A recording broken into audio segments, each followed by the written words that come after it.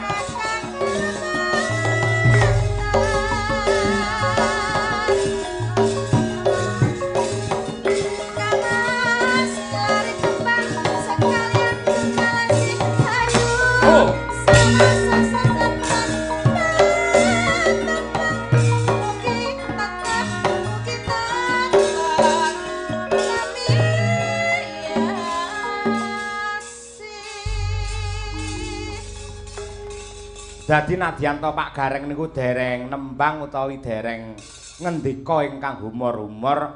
Piyayi mirsani Pak Gareng niku joget ngoten pun marem jatosipun. Nggih, mboten mengko darake seniman bisu, Mas. Mboten ngoten tegese mboten bisu niku mboten. Saderengipun jenengan niku nembang, jenengan niku dialog utawi monolog niku jenengan minggah panggung joget ngoten wis gawe sengseming rasa. Nggih. Apika mboten ning nggih lumayan. Pintera mboten ning nggih iso. Nggih. Tegese iso niku pas anut irama, anut kendang. Dadi mboten kaya penari-penari lulusan sekolahan ngoten nika mboten wong kula otodidak. Nadyan to otodidak ning jenengan niku wiwit saking bapak, ibu, simbah niku gareng sedaya to? Mbah mboten. Oh, mbah mboten. Kemeruh berarti kula niki, Pak. Nggih. Mbah dalang malah, Mas. Ibu lak nggih gareng Piyai Putri. Nggih, gareng. Gareng yen rikala lakon gareng kembar teng wayang wong Esti Pandhawa siji bapak siji ibu. Nggih. Turune teng kula siji Mbak Yu kula. Mbak Yune jenengan nggih gareng. Nggih. Wah. Jane apike suatu saat ngoten jenengan jak to ngoten niku sing Mbak Yu jenengan niku lho. Dadi loro garenge ya to ngoten lak preso kabeh men ora penasaran nek jenengan sak keluarga gareng kabeh. Lah niku tergantung undangan, Mas. Jane nggih saged nggih jane.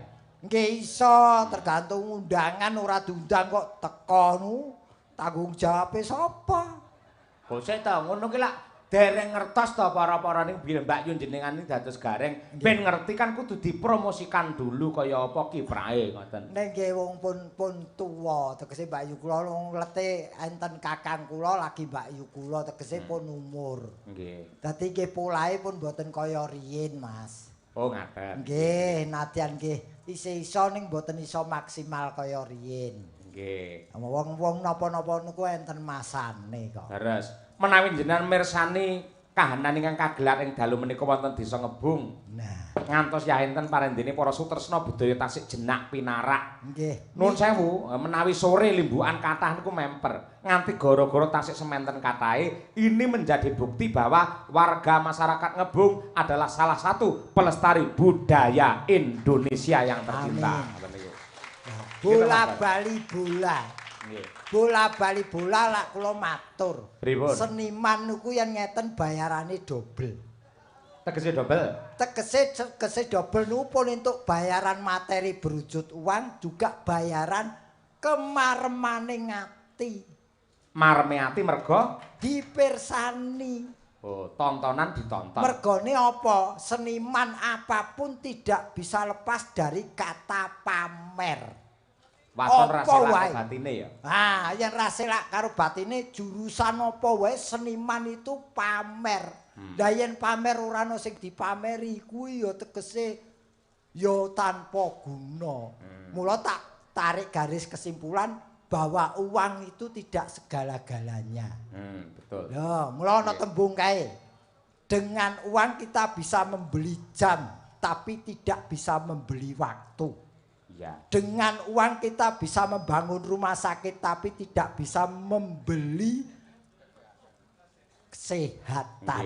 Nggih. Dengan uang kita bisa membeli kesenangan, tapi tidak bisa membeli kebahagiaan. Wah, nggih leres Mas Gareng. Oh. Ning ngeten, nuwun sewu, pancen uang niku mboten nomor 1 ning kanggene Petruk duit. Duit niku tetep nomor 1. Sebabe Mergo duit niku saka DUIT, doa, usaha, iman dan takwa niku nomor 1. nah, yen niku kula cocok. Nggih. Nomor 1 niku kula cocok. Dengan iman berarti kita seseorang yang percaya. Nggih. Percaya akan sebuah takdir. Makane Mas, makane niku enten kalimat mulih sing nggih apik Mas. Jangan takut besok kita jadi apa. Jangan khawatir besok kita makan apa. Tapi takutlah kalau sewaktu-waktu kita dicabut nyawanya tanpa bekal apa-apa. Wah, elah. Ya iki lho sing mari larang ya iki ngono. Kata-kata mutiara ting jerdul. Wah, aku ki ora mau mutiara ya akeh ya. Tegese iki kata-kata jenengan tuh indah ngoten lho tegese. Lho ya wong ya kabeh iki gumantung umur, nyawang umur Mas. Yen umur sak aku ngene iki ya kudu sinau babakan ngene iki niki. Iki ora ngandani ning ya ajak-ajak kebaikan. Leres nggih. Mergo jenenge maut kematian tanpa pandang bulu siapapun bisa jangkau sewaktu-waktu. Ayo. Iki Ora ngerti wi rahasia ilahi Mas Gareng ya. Ya makane mati. Mati itu iki manusia semua mengalami karena itu sebuah takdir. Tanpa pandang bulu semua kena. Akan tetapi datangnya tidak ada yang tahu. T tidak harus sakit dulu dan tidak harus yang tua dulu.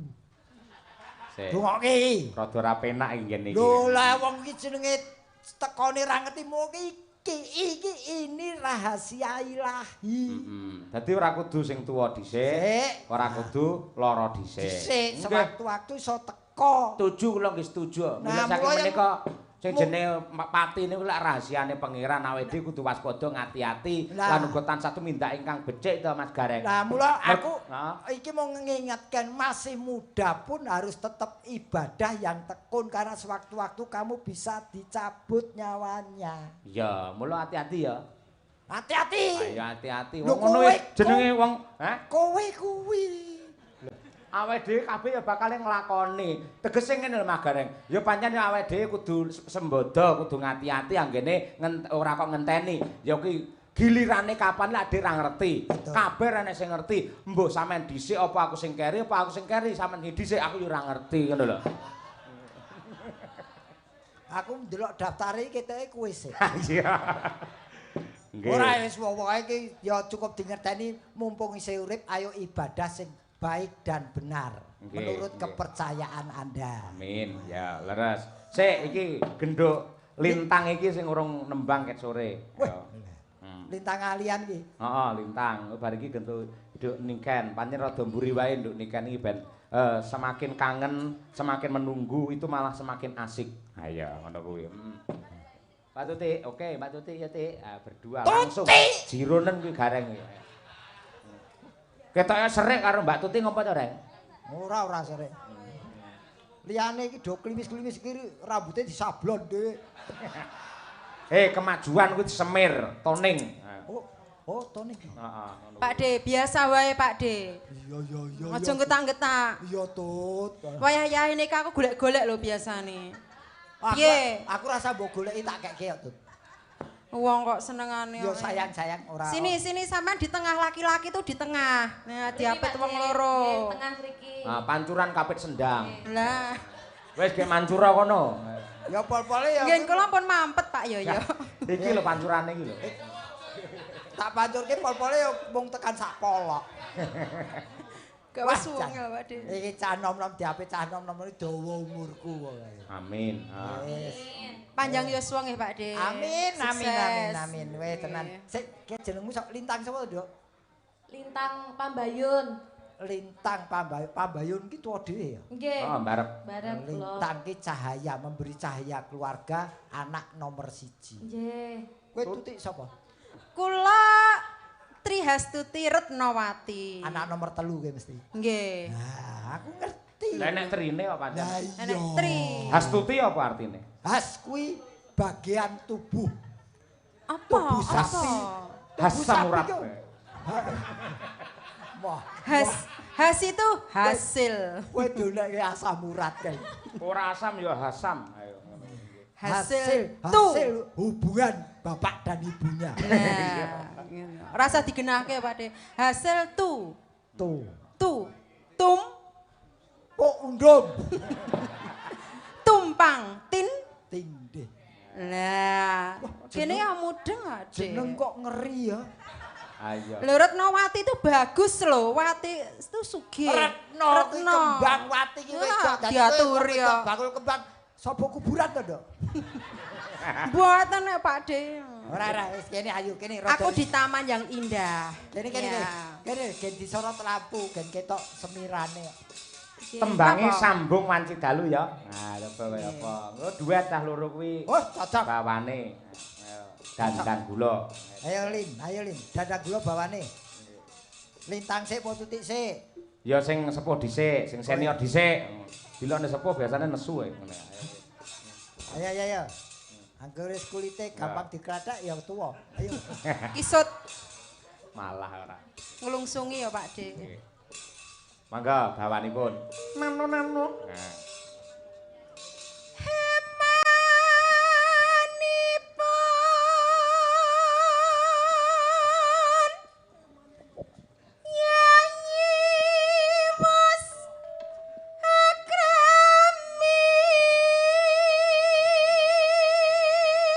Yayi, Anje Kang Mas. apalamu ora cetha. Enggih, ketinggalan nggih ngoten. Mari enten jenengan lho, dadi aku terganggu. Grogi. Iya. Terus Lah, iya no toh. Yayi.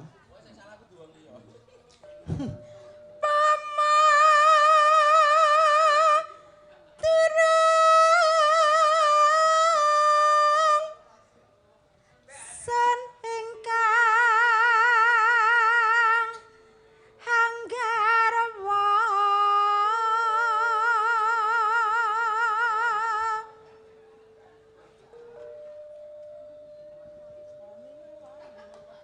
Sopo ki sing ngembang meneh? Lho iki bengko sing ngodo aku kok urung-urung Oh, pindah. dereng. Mbak Tuti sik. Nggih, Mbak Tuti. Tekane titik sik. Nggih. Ya. wang ayu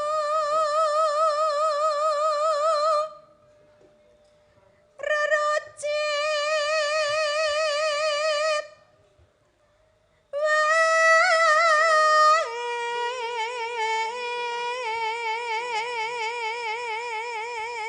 Oh, Lintang Pambayun.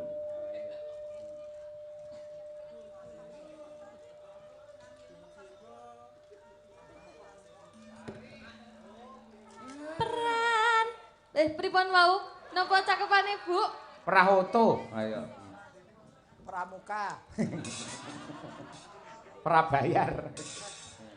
Peran dene maksa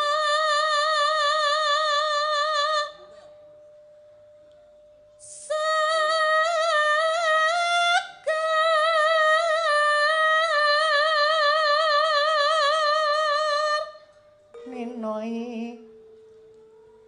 jebul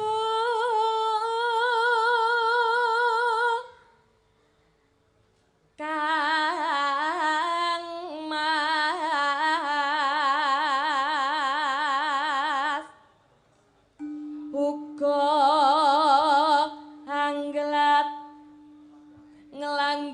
Hop,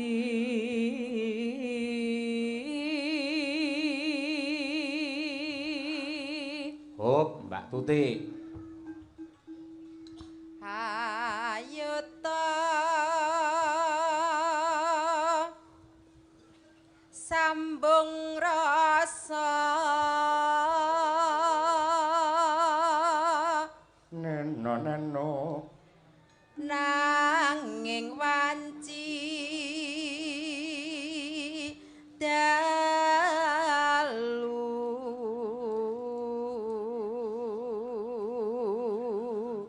terus Ti.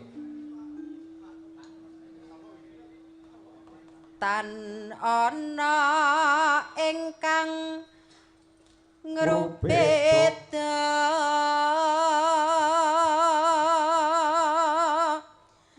nyuntak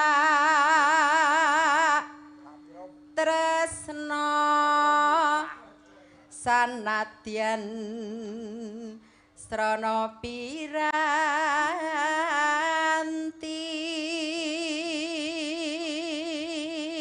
Masuk. gambarmu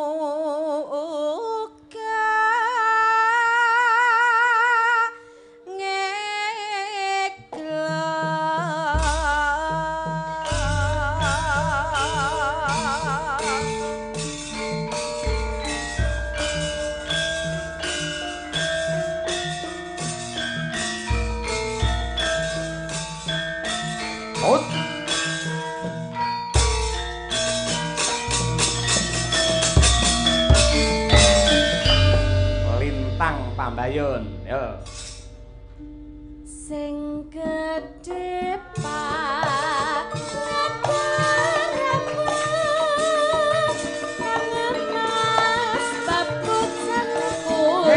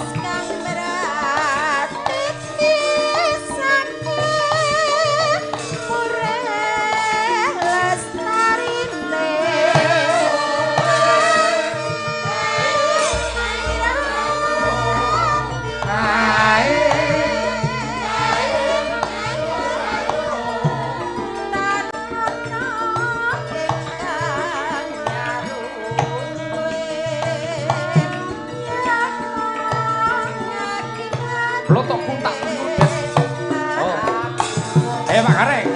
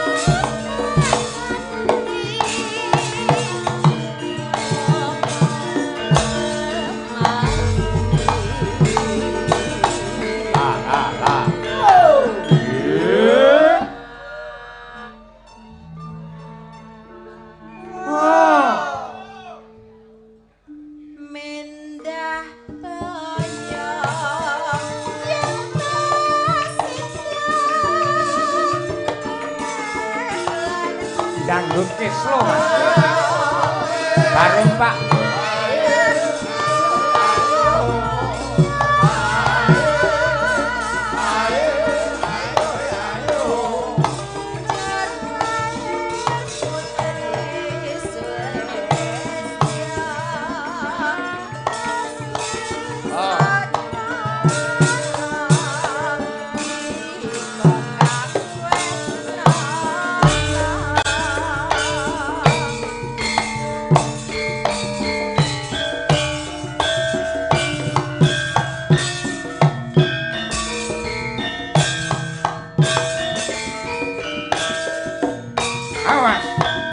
Hei.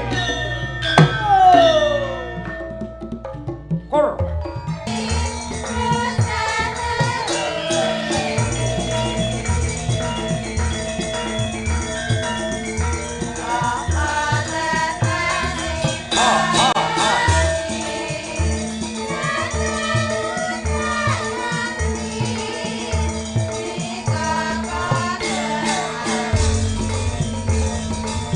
Awas.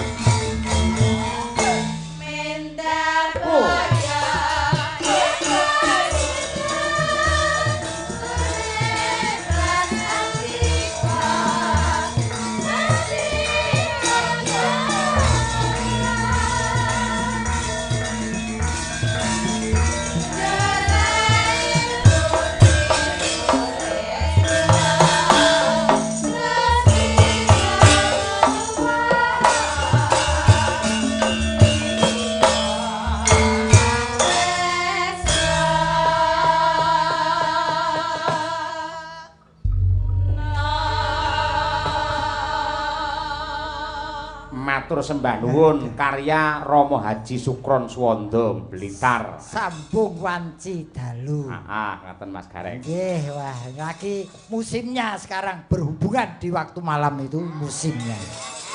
Kok iso kaya apa wae musim-musiman barang. Iya, iki pancen musime wong nglimpekke. Iya. Genduk niken sing wis dianti-anti para penggemare. Nggih. Coba supatipun rek ayo rek. Ayo. Tetep. Ya nduk, niken salindri coba kaya apa. Yo. Dados.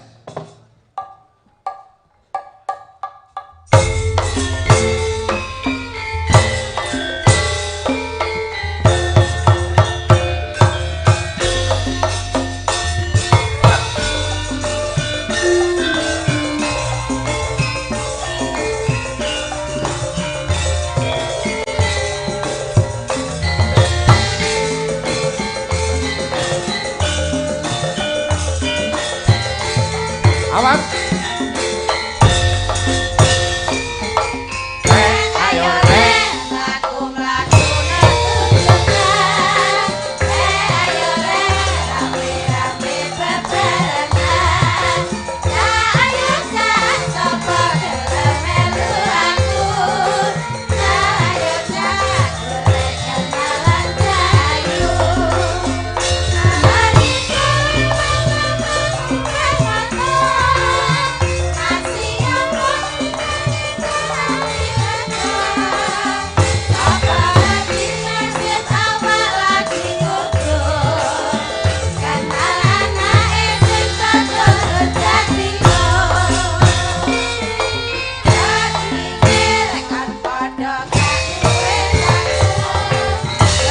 Hey.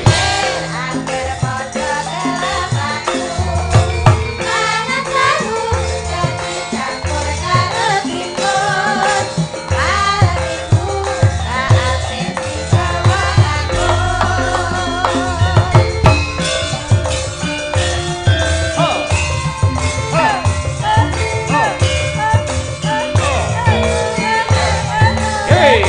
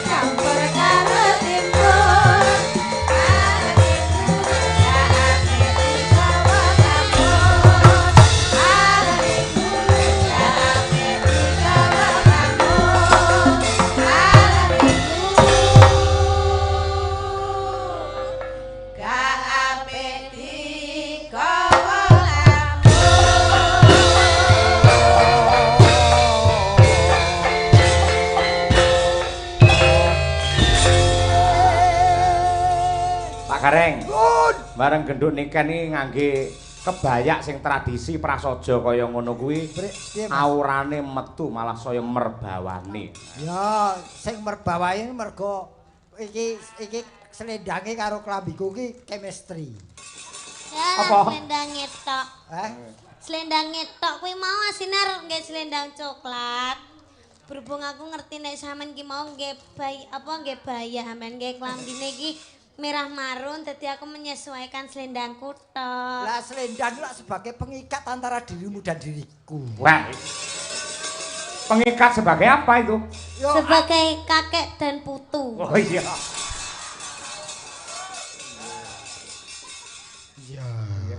Ya ora lek nesu ancen kenyataan. Iya, aku nglegono karo kahanan sing ana. Waduh.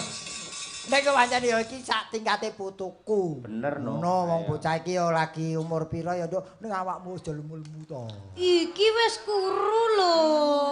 Kowe ngene lho, kepengin kuru gampang. Nyapa? Nyenengono calanan sing ora seneng karo kowe. Kuwi Kah? kuru. Mah Ana ora? renek. Raja Mala kae. Duh, akeh lho sing ngantri. Lho kowe iki minyak apa piye kok antri? Ya akeh sing do pengen cedak karo aku tapi kan yo kabeh tak ora tak seleksi ya, tak tolaki kabeh Pakde. Wah, sebabnya apa, Nduk? Apa sebabnya? Aku wong polisi nyenengi aku moh. Terus Dalang nyenengi aku moh. bener yen dalang nyenengi kowe ra entuk kowe. Bener, tak cukup. Setuju ta? Regane setuju. bojone akeh biasane. Bener. Oh, buktine aku ya mung siji no ya. Mergo kepepet. Ayo terus. Terus nomor 3 enek dokter nyenengi aku moh. Lah sebabnya? Sebabnya sik cilik urung wayahe. Selek wis wayahe. Dadi kabeh mau alasane mergo umurmu urung nyandak. Heeh. Oh. Ya paling ya 5 tahun kas lah. Waduh ya wis mundur weh, cah. Lah Lah ngopo? apa? Lagi kanca-kancamu ana sing naksir 5 Loh, tahun. cinta itu ya, wone kok 5 tahun, 10 tahun itu akan sabar menanti. Lah iki kangge mbuktekke wong iki cinta utawa ora, ya kudu ngenteni ngono kuwi. Lah grubyak ngene malah sosok ndang bar. Sik to nyawane iso bertahan sehate iki lho. Loh, Engko entuk 5 tahun ka 10 tahun ka entuk kowe mung kari teolah. ya golek liyane. Oh ngono, ora kudu kuwi. Ora kudu kuwi, wong Lan lanange akeh. Tipene wong lanang sing dadi kriteriamu ki apa? Sing ngireng.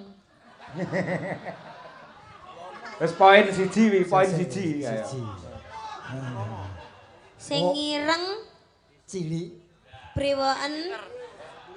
Oh, Terus ora cilik. brewokan iki. Ya dhuwur, gedhe dhuwur, awake mentek ngono kae. Lah kono mau jero ana Sapa? Wih, Wan Purba ya. manusia purba. Ya ora ngono kuwi. Pas ngene lho, Chan. Gah manusia. Ning sama purba. sekali nggak ada ya terbersit pikiran jenengan ini. So aku pengen dadi bojone dalang. Ora nek ya, Nduk. Nggih. Mboten ngertos. Nggih. Ya, ndak ya. Enggak. Ya semoga kan jodoh di tangan Tuhan. Betul. Bosok jodohku dalang, poso apa PLN, apa tukang son, apa kan ya ndak ngerti. Iya. Aja tukang son. Loh, Lah, ngapa? kan jodoh nggak ada yang tahu. Jadi tukang son iki jadi plorat-plorotke wae kowe. Lah tukang Apane? PLN. Lagi nang ngene iki. Lah PLN. Apane? Tukang PLN iki. Oleh apa ora, wi? Aja. Nyapa? Munggah mudul, voltasene munggah mudul. Yen pas karep munggah, yen ora karep voltasene mudul. Wah iya. Wis kene wae, gumantung sing gawe urip. Heeh. Wis, Yang apapun penting aja ke susu. susu. Wis, santai wae, jalani hidup dengan apa adanya. Jangan apa adanya. Demong saiki kan nganu to, adanya apa Pak. nih? Fokus kerja dulu. Betul. Wis dia cita-cita apa, Nduk? Lumpukne duit. Nggo apa? Cita-citamu apa? Ki mbok Cita-citaku. akeh sing do ngerti cita-citamu apa. Wong kowe ning tanah suci wis kelakon. Cita-citaku pengen jadi orang kaya. Lah ya wis to, Nduk. Loh, yang namanya kaya itu harus bisa beli helikopter. Saya belum bisa beli helikopter. Lah mbok omong mau sing dodol kono ya ana lho. Wis plastik Ora ya. ngono kuwi. Mabure gur semene tapi. Ora ngono kuwi. Ya Oh ya ora apa. Bercita-citalah setinggi langit. Biar itu merangsang hidupmu untuk selalu aktif mencari rezeki yang Pokok halal. prinsip saya itu hanya satu. Apa, Nduk? Bekerja keraslah sampai kamu itu belanja tidak memandang harga. Oh, gampang. Carane? Ora usah mandang harga toh. Oh. Gampang. Gampang. Terus, gampang terus lek enteke puluhan juta terus piye? Loh, Lek ra duwe dhuwit, ayo. anggere kowe iki rono nggo kacamata ireng lak wis ora ketok. Lah terus masalah totalane piye? Lho tetep bayar. Lah sing bayar sapa nek nganti ora sugih? Ya kowe dhewe masa aku dudu bojone kok bayari. Lah iya kan makane bekerja keras lah. Tapi betul, bercita-cita setinggi langit dadi apa wae ora masalah sing penting positif ora nerak hukum agama lan negara. Ya, Wis ngono ya. betul. Apa cek-cek entuk judo wong sing gemati, wong sing iso ngomong kowe njaba Amin. jero. Amin. Ora sugih ora apa-apa, sing penting setia. Nah, Mandane bener. Terus yang penting nih anu Nduk, romantis. Romantis itu tidak memandang umur. Alah kadang romantisnya lek ketemu Pak, lek ditinggal bojone ning ndi ngono wis PC liyane kadang. Biasane lho wong lanang ki romantis yen sing gender ki romantis rokok mangan gratis. Apa ora padha ndek bojo taksan gandul terus. Lho lek bab iki kowe kudu nyontoh aku karo Bu Kesi Nduk iki. Apa? Karo mbokmu. Aku ambek anake papat ning tetep romantis. Oh, Lho, wingi iki oh, ning Grand Mall oh, Solo oh. tak gandeng tangane Bu Kesi. Oh. Ya. Lek ora tak Berarti gandeng setia kowe. Ora, lek ora tak gandeng ku njukuki apa-apa ning kono ndak. Salah berarti. Pak, hop. Tiwas atiku seneng, Pak. Tiwas aku wis bungah ngono lho. Ning endi-endi sampean arek aku romantis, aku mbok gandeng tanganku. Tempone timbang mbok jak ning dian ngono ternyata ben aku ora njukuki dadan apa-apa ngono to. Kebangetan dalang sugih karo bojone cetil, Pak. Wong lanang bojo kok ngono ki apa ya? Lah iya ta Pak De, terus piye aku penake? Wongane Bu aja ndek bojo dalang, ganti Bu. Weh, jenggele mlocot. Weh, ora oleh niken ngawut. Aja lek tinggal mbokmu aku ya lara Gareng kok kabeh. jare ngono ae mau. Aku ora melu aku. Ora tanggung jawab gareng ya ora. Mboten, Pak. Ora kok Nduk, ning tenan kok Nduk. Bapakmu iki masih ya aku karo bapakmu ya aku anak-anak papat. Usia pernikahan kami itu sudah 15 tahun. Alhamdulillah senadyan to bapakmu ki ning panggung iki omongane nakal njarake cah wedok. Ning dalam kehidupan nyata, kehidupan sehari-hari selalu romantis karo ibu. Kaya ngono. Tenan iki Nduk. Kan iki kan. Dan Pak. Cahyo ki ora bakal ninggalke Kesi. Sebabe? Mergo yen ninggalke Kesi, yen tanggapan ora bakal dikesi. Wah. Mesti kredit. Nek yang bojone Kesi tetep dikesi. Iya. Tenan Pak Nduk, tenan lho. Romantis bapakmu iku. Ah, kuwi lho Iya, begini wis anak. tenan. Ya contoh sing apik ya, Nduk. Inilah seorang lelaki yang memperhatukan cewek. Istri. Memperhatukan istri. Memperhatukan dadekke ratu bojone ya sok-sok ya kenci, sok petik. Ora mesti Iya ratu. toh. Ngene lho, Nduk, lek kanggone wong lanang ya, yen pengen uripe iki mulya, dua wanita harus dicintai lahir batin. Satu ibumu, dua istrimu. Maka hidupmu akan dimuliakan oleh Allah Subhanahu wa taala. Alhamdulillah. Kula niku senenge kalih wong lanang niku pokoke sing siji ngerti agama, sing keloro lek gak ngerti agama ya ngerti tutur kata bahasa Jawa kaya Cedak Pak Mudin kene.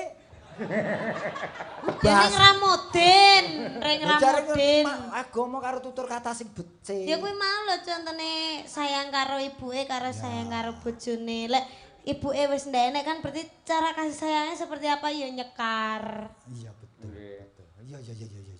Dandang gula apa pangkur? Gareng ya goblok kowe ora. Nyekar ki Nyekar ning makam ki lho. Tawang. Cucur namuk. Jagi ku sembrono. Nggih. Yo Nduk nembang Nduk, coba kaya apa niken salindri. Wah, jan luar biasa. Napa Pak tenan. niki? Iki ketoke lek jaipongan urung mati lho melu aku sampean. Belum tahu. Aku yo kepengin ngerti. Heeh. Aku ya pengen ngerti.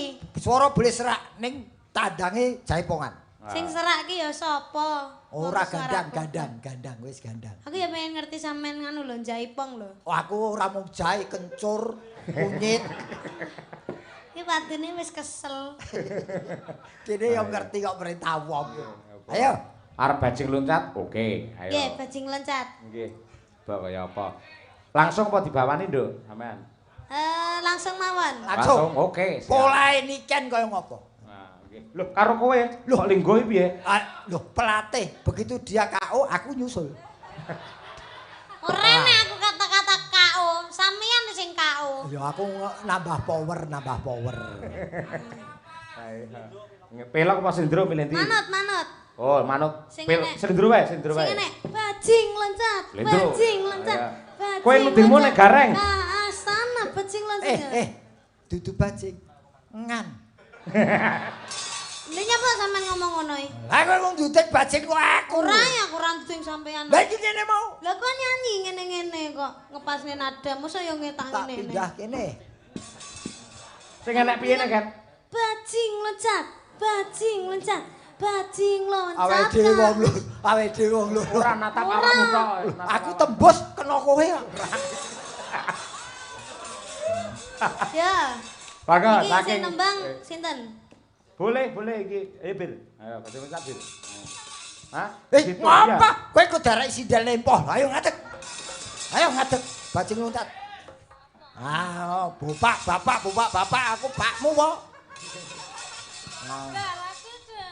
Ayo, kene ngimbangi niken sing. Kene wae. Aduh. Ayo, wae blokingnya apik sta dhuwur sta ngisor. Ayo. Nggih. Yo, bajing loncat. Yuk, saking balungan dados. Hoi.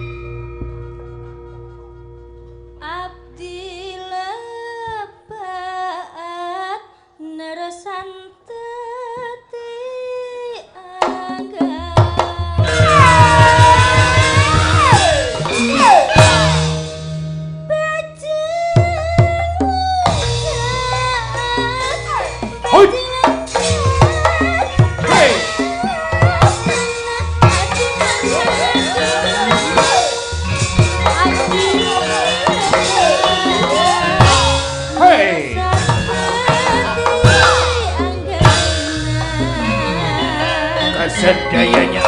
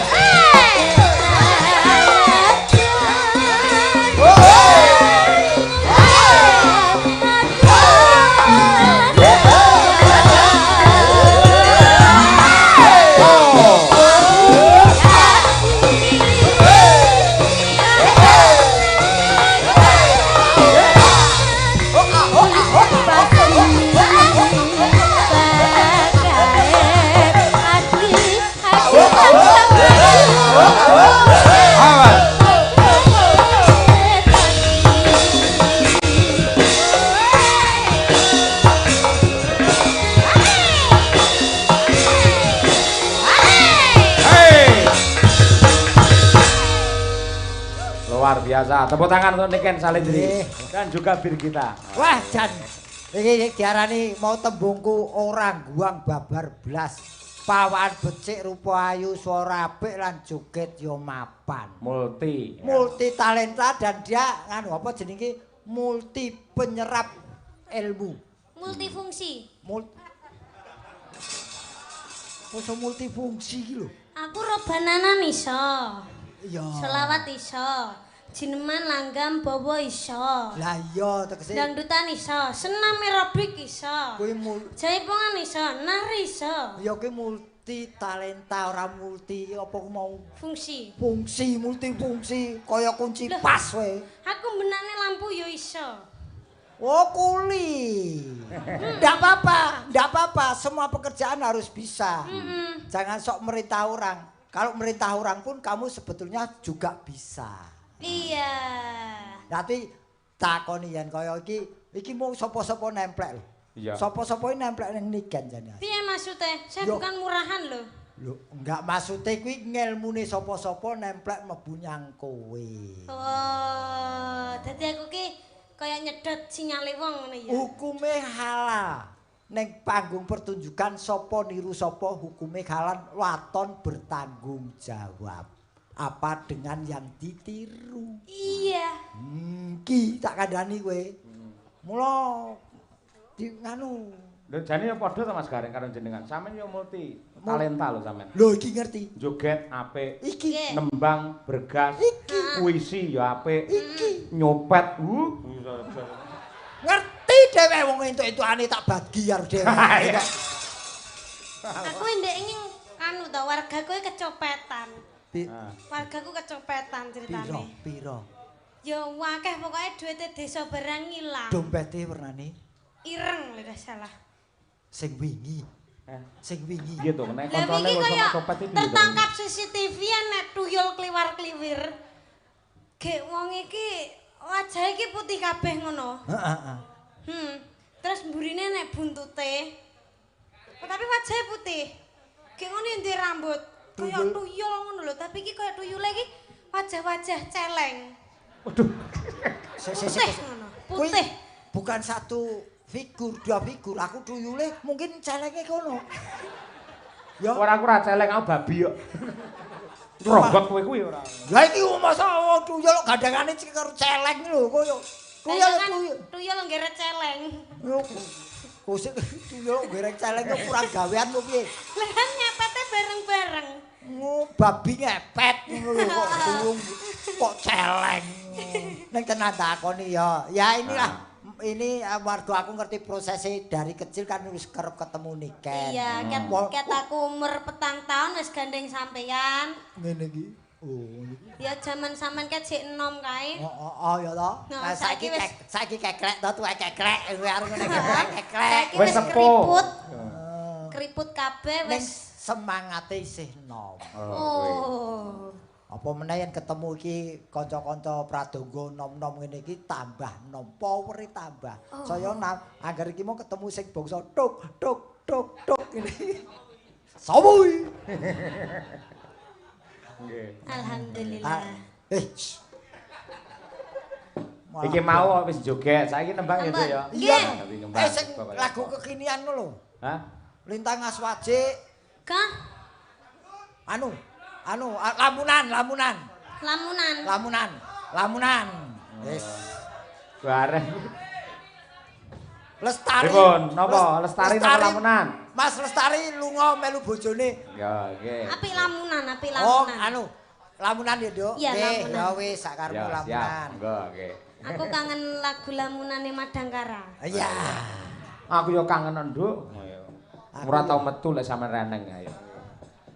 Monggo. Mangkane ngejak to, Pak? Hah? Ngejak mangkane. Ngejak sapa? Kula. Lah kowe ngomong apa jadwalmu rentepe kaya ngono. Oh iya, sok tanggal 11 kita ketemu lagi kan. Oh iya. Nang Nganjuk. Wah. Dagelane sinten, Pak? Rene dagelane. Oh, alhamdulillah. Muga-muga udan deres pangune. Tukane elek. Lah aku ora dijak kok. Lah encen sampean pas ketepaan jare sampean ra iso. Sing Pas ngomong opnem jare sampean telpone kae. kok sik to, wong loro kok direncana iki lho. Wong loro kok dicanggal. Nek rumah sakit urung karuan nek lara lho. Heeh. Cek darah iso, cek kolesterol ya. Tapi pas niku pas ditelepon anu Pak Garing Semarang tanggal 13 nggih. 11. Oh, tanggal 11 saged apa mboten? Wah, kula opnem niki ngono sampean kaya ngomong ngono. Piye delok iki. Ngene iki. Ayo kowe jago bupati ora tak pilih kowe. Lho wilayah beda Kediri karo Semarang. Iya. Ora arep. Monggo lamunan oleh Niken Salindri. Yo. Ya joget yo. Bergas. Lamunan kok jogeti iki lho. Iso. Iso to? Oh, piye to ora? Ayo, November. Noval. Ayo Nopal. Nggih. Yuk, Niken Salindri. Yo.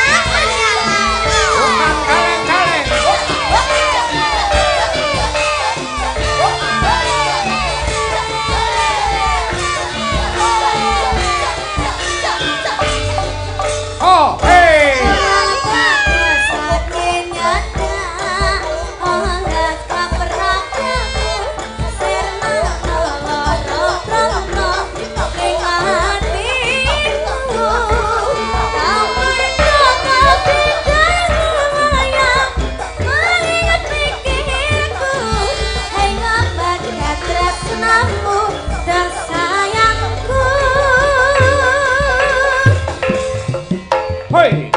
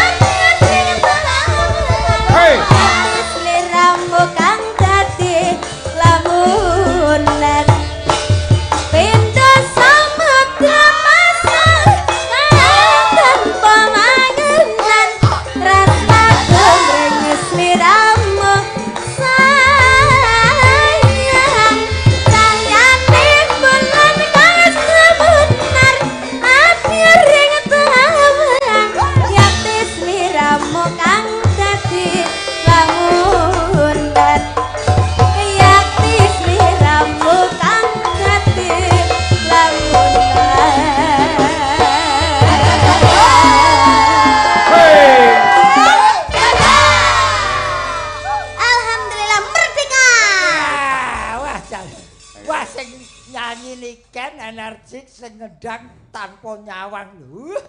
Mas Nopal itu sudah tahu gerak-gerikku. Oh, ya ngerti. Semono uga itu aku juga sudah mengerti kendangannya dia. Jadi kita itu saling melengkapi gitu. Romangsamu ana sabungane chemistry antara kowe karo Nova. Ora nyawang iso ngendangi kowe to. Sing ngomong sapa nonton monitor ku lho. Loh, ora mesti. Monitore kan kadang ngedepne penonton.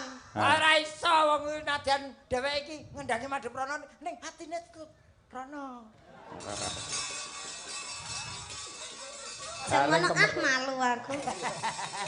Istirahat, Nduk, istirahat. Cepat. Adus keringet nganti kaya ngono lho. Ha iya. Lho iki sing jenenge ya nyambut gawe ras setengah-setengah. Nggih, nggih. Mumpung ditimbali rene ado-ado kok Kediri kok. Ayo. Pokoke esuk, Nduk, Ken. Dalam. Iki rambu iki lek arep sunat bakale. Engko lek sunatan engko aku geni nyambat campur sarine jenengan. Wah. Nggih nyenengke tangga-tanggaku ngengkel ae. Alhamdulillah, pun. Kok bintang tamune tetep gareng. Oh, nggih. Gareng Purwodadi ya. Alhamdulillah. Semarang, Semarang, Semarang. Ulase terus elik gitu lho. Mosok sambatan we ora katut. Lek kebangetan aku. Nek sampe jare ora nampa sambatan. Lho kok ora nampa sambatan sapa? Aku ki dagelan sing paling care sak dunia. Aku ora dikongkoni budal kok. Oh. Aja kok gamelan ning panggung, Nduk. Gamelan ning truk wis dijogeti karo gareng. Malah diselet dijogeti ya wisan. Iya kebangetan to diseluk dijogeti iki lho.